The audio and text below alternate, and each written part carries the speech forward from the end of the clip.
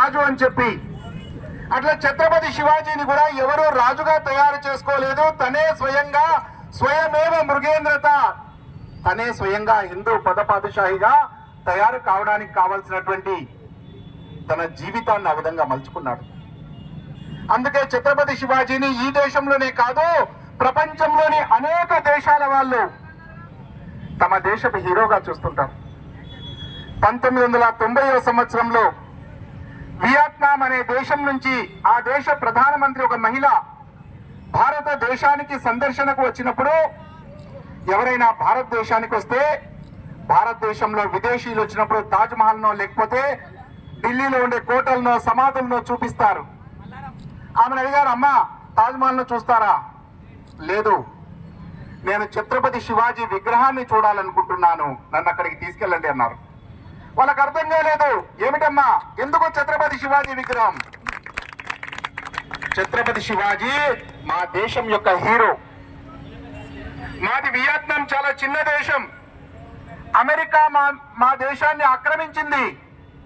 America లాంటి పెద్ద దేశంతో మేము పోరాటం చేయాలంటే ఛత్రపతి శివాజీ పాటించినటువంటి గెరిల్లా యుద్ధ పద్ధతుల్ని మేము అవలంబించిన కారణంగా మా దేశం విజయం సాధించి స్వాతంత్రం పొందింది. అందుకే శివాజీ మాకు హీరో. మా దేశంలో ప్రతి యువకుడు కూడా ఛత్రపతి శివాజీని ఆదర్శంగా తీసుకుంటారని చెప్పారు. చూడండి, ఎక్కడో వియత్నాం దేశం, ఈ దేశం నుంచి శివాజీ అక్కడికి వెళ్ళలేదు, కానీ ఆ దేశంలో శివాజీని హీరోగా చూస్తారు. ప్రపంచంలో ఈరోజు శివాజీ అంత గొప్పనైనటువంటి స్థితిలో ఉన్నాడు. ఆర్ఎస్ఎస్ సరసంఘ చాలక్ మోహన్ జీ భాగవత్ వారు చాలా సందర్భాల్లో చెప్తుంటారు, ఈ దేశంలో ఎవరినైనా ఆదర్శంగా తీసుకోవాలంటే పురాణ కాలానికి వెళ్తే హనుమంతుడు మనకు ఆదర్శం. హనుమంతుడు రామకార్యం ధర్మకార్యం చేయడం కోసము తమ జీవన సర్వస్వాన్ని సమర్పించాడు కాబట్టి హనుమంతుడు పురాణ కాలంలో ఆదర్శం. ఈ ఆధునిక కాలంలో ఛత్రపతి శివాజీ మనకు ఆదర్శం అని చెప్పి వారు అనేక సందర్భాల్లో చెప్పారు. ఎందుకంటే ఛత్రపతి శివాజీ జీవితమే లాంటిది. తన కోసం జీవించలేదు, తను ఈ దేశం కోసం ధర్మం కోసం జీవించాడు. 1630వ సంవత్సరం ఫిబ్రవరి 19వ తేదీన మహారాష్ట్రలోని శివనేరి దుర్గంలో జన్మించాడు. శివాజీ పుట్టే నాటికి ఈ దేశము అటు ఉత్తరాన మొఘలాయుల కబంధ హస్తాల్లో, దక్షిణాన బిజాపూర్ సుల్తాన్లలో, ఇటు మనవైపున గోల్కొండ నవాబు చేతిలో, ముస్లిం రాజుల చేతిలో చిక్కి ఉన్నది. అనేక వందల సంవత్సరాల పోరాటం చేసి చేసి చేసి ఈ సమాజం అలిసిపోయిన సందర్భంలో శివాజీ పుట్టాడు. అందుకే చరిత్రకారులు రాసేవారు, తబ్ శివాజీ నా పైదా హోతాతో, శివాజీ కనుక పుట్టకపోతే ఈ దేశంలో ఉండే ప్రజలే సబ్కి హోగి సున్నత్ అని చెప్పారు. శివాజీ కనుక పుట్టకపోయింటే ఈ దేశం ఇప్పుడు ముస్లిం దేశంగా మారిపోయింది అని చెప్పారు. అలాంటి గొప్ప వీరుడు శివాజీ. కానీ శివాజీ ఈ దేశంలో ఈ దేశాన్ని ఒక మామూలు వ్యక్తిగా తన తల్లి జిజియామాత కోరిక మేరకు, జిజియామాత చిన్నప్పటి నుంచి ఉగ్గు పాలతో దేశభక్తిని నూరిపోసింది. ఇంత చిన్న వయసులో నుంచే ఉగ్గు పాలతో రామాయణం, భారతం, భాగవతం ఇవన్నీ చెప్తూ శివాజీ తండ్రి షాజీ భోన్స్లే ఆయన బిజాపూర్ సుల్తాన్ దగ్గర జాగీర్దార్ గా పనిచేసేవాడు. అతని దగ్గర కనుక శివాజీ పెరిగితే తండ్రిలాగే బానిస మనస్తత్వంతో పెరుగుతాడని చెప్పి శివనేరి దుర్గంలోనే దాదాజీ కొండదేవ్ అనే గురువుతో దగ్గర యుద్ధ విద్యలన్నీ నేర్పించడం ప్రారంభించింది. 14 సంవత్సరాల వయసులోనే ఛత్రపతి శివాజీ అన్ని యుద్ధ విద్యలు పూర్తి చేసుకున్నాడు. భయము తెలియనటువంటి వీరుడిగా తయారయ్యాడు. తన సంకల్పం ఈ దేశంలో హిందూ సామ్రాజ్యాన్ని స్థాపించాలి.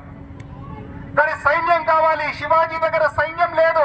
14 సంవత్సరాల వయసులో ఛత్రపతి శివాజీ మావలీలు అనేటటువంటి కొండ జాతి ప్రజల దగ్గరికి వెళ్ళాడు. 2 సంవత్సరాలు కష్టపడి 2000 మంది సైన్యాన్ని తయారు చేశాడు. 16 సంవత్సరాల వయసులో అంటే 1646వ సంవత్సరంలో ఈ దేశంలో శివాజీ మొదటి కోటను జయించాడు. దాని పేరు తోరణ. మీరు ఊహించగలరా? 16 సంవత్సరాలంటే ఒక ఇంటర్ చదివే వయస్సు అది. ఆ వయస్సులోనే శివాజీ తోరణ దుర్గాన్ని జయించాడు. తోరణం అంటే స్వాగతం. శివాజీకి స్వాగతం పలికింది. మళ్ళీ వెనక్కి చూడలేదు. వందలాది కోటలు జయించి ఈ దేశంలో హిందూ సామ్రాజ్యాన్ని స్థాపించాడు. శివాజీ యొక్క సైన్యం అలాంటిది. ఛత్రపతి శివాజీ తను ఇంకా రాజు కాకంటే ముందు తనకు ఒక వైరాగ్యం వచ్చినప్పుడు అమ్మ భవానీ మాత భ్రమరాంబికాదేవి శ్రీశైలానికి బయలుదేరుతాడు ఒక 200 మంది సైన్యంతో. మార్గ మధ్యాన గోల్కొండ నవాబు ఆయన సామ్రాజ్యం నుంచే వెళ్తున్నాడు. గోల్కొండ నవాబు శివాజీ వెళ్తున్నాడని చెప్పి అతన్ని ఆహ్వానించాడు. సత్కారం చేస్తాం, ఒకరోజు మా దగ్గర విడిదిగా ఉండిపోండి అని చెప్పి. ఛత్రపతి శివాజీ విడిదికి వెళ్తే, శివాజీ నువ్వు ఇన్ని కోటలు చేస్తున్నావు కదా, నీ దగ్గర గజబలం ఎంత ఉంది, ఎన్ని ఏనుగులు ఉన్నాయని అడిగాడు. ఛత్రపతి శివాజీ అన్నాడు, నా దగ్గర ఉన్నది మొత్తం గజబలమే అన్నాడు. అరే నేను ఇంత గొప్ప సుల్తాన్ని, నా దగ్గర 1,50,000 సైన్యం ఉంది, నా దగ్గర గజబలం మొత్తం లేదు, నీ దగ్గర మొత్తం గజబలమా? అవును అన్నాడు. సరే శివాజీ, సరదా కోసం మనం ఒక పోటీ పెట్టుకుందాం, నా ఏనుగుతో నీ ఏనుగును పోటీ తీసుకొస్తావా? మంచిది. తెల్లారి ఒక పెద్ద కార్యక్రమం పెట్టారు, పెద్ద గ్యాలరీ ఏర్పాటు చేశారు, వేలాది మంది చూడడానికి వచ్చారు. శివాజీ ఏనుగు గోల్కొండ నవాబు ఏనుగుతో పోటీ పడబోతుందని చెప్పి వేలాది మంది వచ్చారు. గోల్కొండ నవాబు తన దగ్గర ఉన్నటువంటి ఒక మొదపుటి ఏనుగును తీసుకొని వచ్చాడు. ఛత్రపతి శివాజీ 200 సైన్యంతోనే వచ్చాడు అక్కడికి. ఏం శివాజీ, ఏది నీ ఏనుగు, భయపడి పారిపోయిందా? లేదు, ఆగండి. శివాజీ సైన్యం వైపు చూశాడు. తను సైగతో వెళ్ళు అని ఒక సైనికుని పంపించాడు. సైనికుడు గ్యాలరీకి వెళ్ళాడు. అందరూ హాహాకారాలు. ఏనుగుతో పోరాటానికి ఒక మనిషి వెళ్తున్నాడేంటి? అతను కొండ జాతి వీరుడు. ఏనుగును బాగా పరిగెత్తించి పరిగెత్తించి పరిగెత్తించి అలిసిపోయేలాగా చేసి ఏనుగు కుంభస్థలం మీద కూర్చొని తన దగ్గర ఉన్న పిడిపాకులతో ఏనుగు కుంభస్థలాన్ని చీల్చి చంపేశాడు ఏనుగుని. అందరూ ఆశ్చర్యం. అసలు ఒక మనిషి ఏనుగును చంపడం ఏంటి? అందరూ ఆశ్చర్యపోయారు. వాస్తవంగా శివాజీ దగ్గర ఒక్క ఏనుగు కూడా లేదు, కానీ శివాజీ దగ్గర ఉన్న ప్రతి సైనికుడు ఒక ఏనుగుతో సమానం. ఏనుగును సింహం మాత్రమే చంపగలుగుతుంది, కానీ ఒక మనిషి చంపాడంటే శివాజీ దగ్గర ఉండే సైన్యం ఎలాంటిదో ఆలోచించండి. శివాజీ తల్లి జిజియా మాత సింహగఢ్ కోటను చూసి, శివ, ఆ సింహగఢ్ కోట ఒకప్పుడు హిందూ రాజుల పరిపాలన ఉండేది, ఈ రోజు అక్కడ ఆకుపచ్చ జెండా ఎగురుతుంది, రేపు తెల్లారే వరకు అక్కడ కాషాయ జెండా ఎగరాలన్నారు. శివాజీ తన దగ్గర ఉన్న సైనికుడు తానాజీ మాల్సురేని పిలిచాడు. తానా, అమ్మ కోరిక, రేపు తెల్లారే వరకు అక్కడ కాషాయపు జెండా రెపరెపలాడాలి అన్నాడు. మంచిది రాజా. ఆ రోజు రాత్రి తన కొడుకు పెళ్లి ఉన్నా పెళ్లిని రద్దు చేసుకొని వెళ్లిపోయాడు. సింహగఢ్ కోట అంటే మామూలు విషయం కాదు. ఒకసారి తలుపులు బంద్ చేస్తే ఆ కోటలోకి 1,00,000 మంది సైన్యం పోయినా ప్రవేశించలేరు. తలుపులు బంద్ చేసే సైన్యము లోపల హాయిగా పడుకుంటుంది. 5,000 మంది సైన్యం ఉంటారు లోపల. అంత శత్రు దుర్భేద్యమైన కోట అది. తానాజీ మాల్సురే వెళ్ళాడు 200 మంది సైన్యంతో. నేరుగా వెళ్ళడం ఎవరి వల్ల సాధ్యం కాదు. వెనక వైపు నుంచి వెళ్ళాడు. తానాజీ దగ్గర ఒక ఉడుము ఉండేది, దాని పేరు యశ్వంత్. ఉడుముకు తాడు కట్టి వెనకల వదిలితే అది పైన వెళ్లి కోటను పట్టుకుంటే తాళ్ళను పట్టుకుని 200 మంది సైన్యము లోపలికి ప్రవేశించారు. అందరూ నిద్రపోతున్నారు. నిద్రపోతున్న వాళ్ళ మీద మెరుపు దాడి చేసి భీకరమైన పోరాటం జరిగింది. తెల్లారే వరకు విజయం సాధించారు.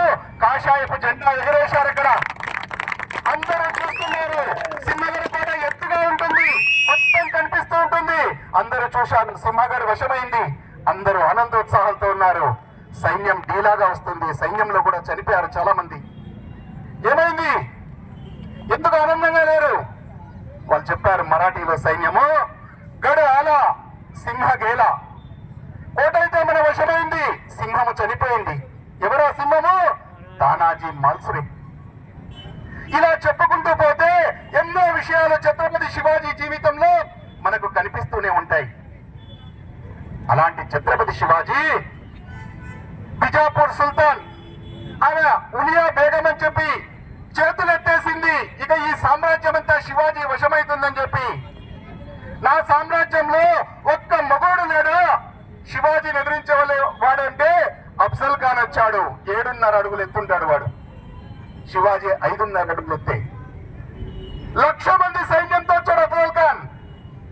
శివాజీ చాకచక్యంగా అఫ్జల్ ఖాన్ తల నరికి బిజాపూర్ సుల్తాన్లకు కూడా భయపెట్టాడు. శివాజీ యొక్క గొప్పతనం అది. మొఘల్ సైన్యము 8 లక్షల మంది ఉంటారు. ఔరంగజేబు యొక్క మేనమామ షయిస్తా ఖాన్ 1,00,000 సైన్యంతో శివాజీ మీద దాడికి వస్తే శివాజీ రాత్రికి రాత్రి మెరుపు దాడి చేస్తే షయిస్తా ఖాన్ గోడ దూకి పారిపోతుంటే కత్తి విసిరితే వేళ్లు తెగిపోయాయి. ప్రాణాలు నిలచేత పెట్టుకుని పారిపోయాడు. మళ్ళీ ఎప్పుడూ శివాజీ వైపు చూడలేదు. అలాంటి భయం కలిగింది షయిస్తా ఖాన్ కి. 1,00,000 సైన్యంతో వచ్చాడు. అటు మొఘలాయల దగ్గర 8 లక్షల సైన్యం ఉంటే ఇటు బిజాపూర్ సుల్తాన్ల దగ్గర 3.5 లక్షల సైన్యం, గోల్కొండ నవాబు దగ్గర 1,50,000 సైన్యం. ఇన్ని లక్షల సైన్యం ఉన్నా ఛత్రపతి శివాజీ వేలల్లో సైన్యం ఉండేది. శివాజీ పోరాటం చేశాడు. శివాజీ యొక్క పోరాట వీరుడు అలాంటి వాడు. ఔరంగజేబు షయిస్తా ఖాన్ తో కాకపోతే ఔరంగజేబు ఆగ్రా కోటను వదిలి సంభాజీ నగర్కి వచ్చాడు. సంభాజీ నగర్ లో దాదాపు 3 లక్షల మంది సైన్యంతో ఉన్నాడు. పోరాటం చేశాడు. 20 సంవత్సరాల పాటు ఉన్నాడు. శివాజీ వెంట్రుక కూడా పీకలేకపోయాడు. ఛత్రపతి శివాజీ 20 సంవత్సరాల పాటు శివాజీ విజయం సాధించి హిందూ సామ్రాజ్యాన్ని స్థాపించిన తర్వాత కూడా ఏమీ చేయలేకపోయాడు. శివాజీ చనిపోయిన తర్వాత సంభాజీ రాజ్యానికి వస్తే సంభాజీని కూడా మీరు చాలా సినిమాలో చూసుంటారు. సంభాజీని కూడా ఏమీ చేయలేకపోయాడు. ఔరంగజేబు అనేవాడు ఏమిటి శివాజీ యొక్క సైన్యం, శివాజీని కోటలు చేయించాడు. అదే ప్రపంచం కాదు. ఈ సైన్యం ఎలాంటిది, ఎలాంటిదంటే ఛత్రపతి శివాజీ సైన్యం నా రుక్తే నహి, నా చుక్తే నహి, నా తక్తే నహి, నా దుక్తే నహి. శివాజీ సైన్యం ఎప్పుడు ఆగలేదు. శివాజీ సైన్యం ఎన్ని ప్రలోభాలు పెట్టినా లొంగిపోలేదు. శివాజీ సైన్యము అలసిపోలేదు.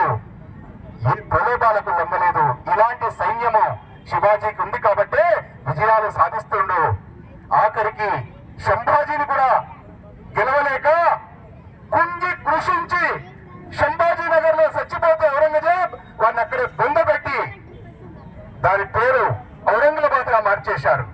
నిన్న మనం చూసాం. మళ్ళీ అక్కడ బీజేపీ గవర్నమెంట్ వచ్చిన తర్వాత దాన్ని మళ్ళీ ఛత్రపతి సంభాజీ నగర్ గా మార్చారు. 8 లక్షల సైన్యం ఉన్న ఔరంగజేబు వశం కూడా కాలేదు ఛత్రపతి శివాజీని ఎదుర్కోవడం. ఇది శివాజీ యొక్క గొప్పతనం.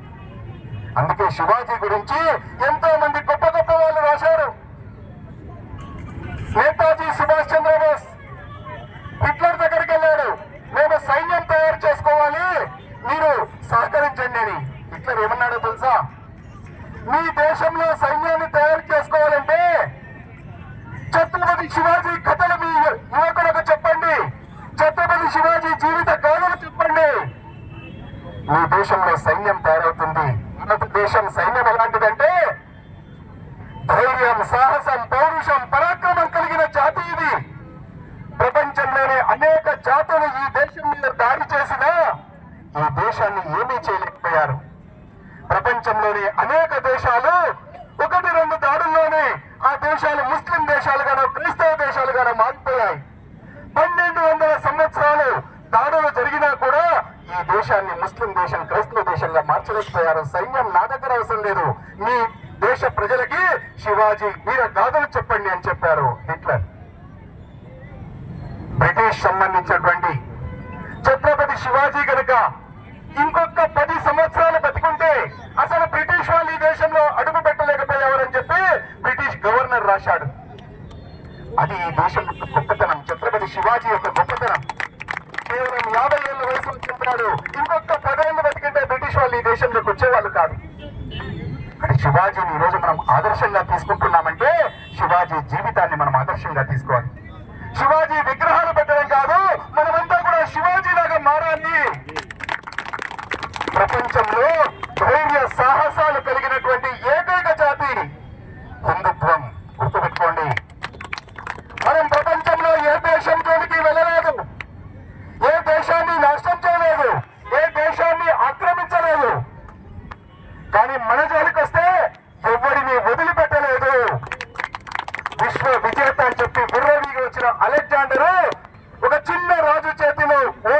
ప్రాణాలు అరచేత పెట్టుకుని పారిపోతూ తన దేశం కూడా చేయకముందే బాబిలోనియాలో చచ్చిపోతాడు. ఇలాంటి గాథలు ఈ దేశంలో ఎన్నో ఉన్నాయి. మరి ఈ దేశంలో ఉన్నటువంటి ప్రజలు దేశభక్తులు, ధర్మనిష్ట పరాయణులు కావాలి. ఈ రోజు అవసరం ఉంది. ఈ దేశాన్ని, ధర్మాన్ని కాపాడడానికి శివాజీ యొక్క జీవితాన్ని ఆదర్శంగా తీసుకొని మనమందరం కూడా సంఘటితం కావాలి. ఇది యుగావశ్యకత. ఛత్రపతి శివాజీ ఇక్కడ సమాజాన్ని సంఘటితం చేశాడు కాబట్టి, ఇక్కడ సైన్యాన్ని సంఘటితం చేశాడు కాబట్టి, ఇక్కడ ప్రజల్ని సంఘటితం చేశాడు కాబట్టి హిందూ పద పాదుషాహిగా మారాడు. ఈరోజు మనం చేయాల్సిన పని కూడా అదే. ఇక్కడ సమాజాన్ని శక్తివంతం చేయాలి. మరి ఇది యుగావశ్యకత. త్రేతాయ మంత్ర శక్తిశ్చ జ్ఞాన శక్తి కృతే యుగే ద్వాపరే యుద్ధ శక్తిశ్చ సంఘే శక్తి కలౌ యుగే. కృతయుగంలో జ్ఞానశక్తి ధర్మాన్ని కాపాడింది. త్రేతాయుగంలో మంత్రశక్తి ధర్మాన్ని కాపాడింది. ద్వాపర యుగంలో యుద్ధ శక్తి ద్వారా ధర్మం కాపాడబడింది. మరి కలియుగంలో ఏ శక్తి ధర్మం కాపాడుతుంది? సంఘే శక్తి కలౌ యుగే. ఎక్కడైతే సంఘటితంగా ఉంటుందో సమాజము, అక్కడ ధర్మాన్ని కాపాడగలుగుతాం. మరి ఈ సమాజంలో మనం సంఘటిత శక్తిని నిర్మాణం చేయాలి. మనమే కత్తులు పట్టుకొని తిరగాల్సిన అవసరం లేదు, తుపాకులు పట్టుకొని తిరగాల్సిన అవసరం లేదు. హిందూ సమాజం అంతా కలిసికట్టుగా ఒక్కసారిగా భారత్ మాతాకి జై అని ప్రతిరోజు నినదిస్తే చాలు, ఈ దేశం శక్తివంతమవుతుంది. హిందూ సమాజం సంఘటితమైతేనే ఈ దేశంలో ఉన్న మిగతా మతాల వాళ్ళు కూడా సెటిల్ అవుతారు. గుర్తుంచుకోండి. ఒకప్పుడు అన్నారు మేము భారత్ మాతాకి జై చెప్పమని చెప్పి, ఈ రోజు అంటున్నారా లేదా? అంటున్నారు. ఈ సమాజం శక్తివంతమైతే ఎవరు కూడా, మనం ఎవరిని ఏమి చేయనవసరం లేదు. మనం ఎవరి జోలికి వెళ్ళాం. మన జోలికి వస్తే ఎవరిని వదిలిపెట్టాం. హిందూ సమాజాన్ని సంఘటితం చేయాలి. కాబట్టి ఛత్రపతి శివాజీ ఏ మార్గాన్ని అయితే చూపించాడో ఆ మార్గంలో మనం ముందుకెళ్ళాలి. ఆ మార్గమే మనకు శ్రేయోదాయకం. ఈరోజు అనేక రకాలుగా మన తల్లులని లవ్ జిహాద్ పేరుతో ప్రతి సంవత్సరం 10 లక్షల మందిని తీసుకెళ్తున్నారు. హిందూ సమాజానికి చీమ కుట్టినట్టు కూడా లేదు. యువత ఆలోచించాలి. సమాజాన్ని కాపాడుకోవాలి, దేశాన్ని కాపాడుకోవాలి. మన బాధ్యత కాదా?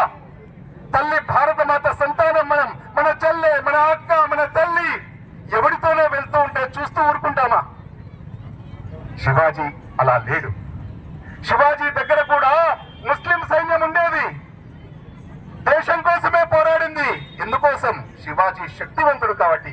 హిందూ సమాజం శక్తివంతమైతే ఇక్కడ అందరూ కూడా సెటరేట్ అవుతారు. హిందూ సమాజం సంఘటితం కావాల్సిన అవసరం ఈ రోజు ఉంది. మనమంతా సంఘటితమై కేవలం ఏదో సంవత్సరానికి ఒకసారి 2 సార్లు ర్యాలీలు తీయడం కాదు. ఈ ధర్మానికి ఆటంకం కలిగినప్పుడు, ఈ రోడ్డు మీద వేలాది మందికి వచ్చినప్పుడు మాత్రమే ఈ ధర్మాన్ని కాపాడుకోగలుగుతాం. మరి అలాంటి శక్తిని శివాజీ నుంచి మనం నేర్చుకుని, శివాజీ జీవితంలో ఎన్నో విషయాలు ఉన్నాయి. ఆ విషయాలన్నీ చెప్పడానికి సమయం లేదు. కానీ శివాజీ జీవితాన్ని మనం చదవాలి. ఇది నేను కాదు, హిట్లర్ చెప్పాడు. శివాజీ వీరగాథలు వినిపించండి, మీ దేశం మారిపోతుందని. ఇప్పుడు నేను చెప్పిన గాథల్లో చాలా విషయాలు మీకు తెలిసి ఉండవు, ఇంకా చాలా ఉన్నాయి. ఇవన్నీ మనం తెలుసుకోవాలి. శివాజీని ఆదర్శంగా తీసుకొని జీవించాలి. అప్పుడే ఈ దేశం శక్తివంతమవుతుంది. ప్రపంచంలోనే విశ్వగురు స్థానానికి వెళ్తుంది. ఈ దేశంలో హిందువు పిరికివాడు కాదు. ఈ దేశంలో హిందువు సజ్జనుడు. అహింస పరమో ధర్మ హిందుత్వంలో చెప్పారు. 100% నిజం. 100% కాదు, 1000% నిజం. అహింసావాదులమే. కానీ ధర్మానికి హాని కలిగితే ధర్మహింస తదైవచ. ధర్మాన్ని రక్షించుకోవాలంటే హింస తప్పు లేదు. భగవద్గీతలో శ్రీకృష్ణుడు చెప్పాడు. ధర్మ రక్షణ కోసం ఉన్నాం. మనం ఎవరి జోలికి వెళ్ళాం, మన జోలికి వస్తే ఎవరిని వదిలిపెట్టాం. ఇది హిందుత్వం. కానీ ఈ సిద్ధాంతాన్ని మనమందరం కూడా ఆచరణలో మనమంతా కలిసికట్టుగా భారత్ మాతాకి జై అని నినదించినప్పుడు ఈ సమాజం సంఘటితం అవుతుంది. మనం ఎవరికి భయపడాల్సిన అవసరం లేదు. ఈ సమాజం ఎప్పటికైనా శక్తివంతం. సరసంగ చాలక్జీని మొన్న అడిగారు ఒక ప్రశ్న. 2047 వరకు వాళ్ళ జనాభా పెరిగిపోయి ఈ దేశం అంతా వాళ్ళ వశమవుతుంది, ఎందుకు భయపడుతున్నావు? ఈ దేశం ఎప్పుడో నుంచో ఎన్నో వేల విదేశీ ఆక్రమణలు జరిగినప్పుడే ఈ దేశం భయపడలేదు. ఈ దేశంలో దేశం కోసం, ధర్మం కోసం బతికే మనుషులు ఉండగా ఎందుకు భయపడుతున్నారు? ఈ దేశం ఇంకా అఖండత్వం అవుతుందని గుర్తుపెట్టుకోండి అని చెప్పారు 2047 వరకు. సమాజంలో ఆలోచనతో ఇలాంటి పద్ధతిలో కనుక హిందూ సమాజం ఉంటే తప్పనిసరిగా మన ప్రపంచంలో విశ్వగురువుగా మారుతాం. ఛత్రపతి శివాజీ జీవితమే మనకు ఆదర్శం. కాబట్టి యువతంతా కూడా ఈ మార్గంలో వెళ్ళాలని కోరుతూ ముగిస్తున్నాను. జై హింద్.